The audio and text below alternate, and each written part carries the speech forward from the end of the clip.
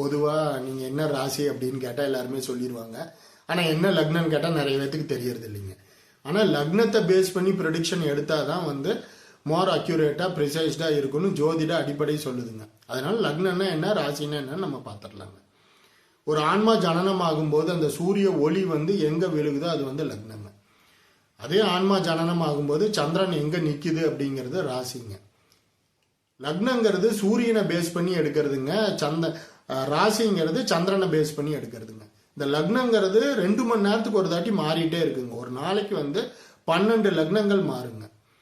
அதே இந்த ராசிங்கிறது 2.25 நாளுக்கு ஒரு ராசிங்க. இப்போ அதனால தான் வந்து லக்னத்தை பேஸ் பண்ணி வந்து ப்ரெடிக்ஷன் எடுத்தால் மோர் அக்யூரேட்டாக இருக்குன்னு சொல்கிறதுங்க.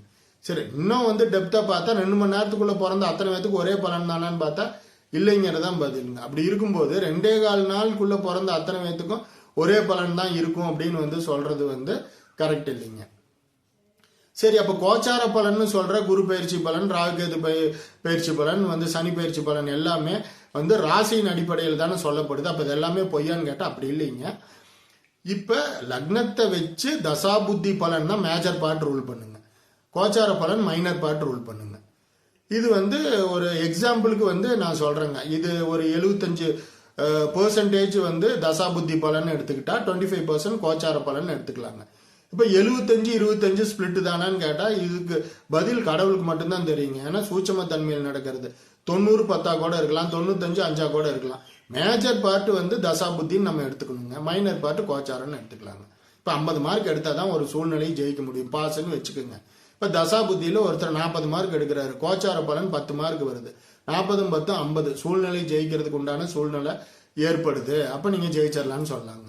இதே தசாபுத்தியில் 5 மார்க் தான் எடுக்கிறாரு, கோச்சார பலன்ல 25க்கு 25 எடுத்துறாரு. டாப் கிளாஸாக இருக்குது கோச்சார பலன். அப்படி இருந்தாலும் 25 + 5 30 தான் சூழ்நிலை ஜெயிக்க முடியாது, ஃபெயிலுன்னு சொல்லிடலாங்க.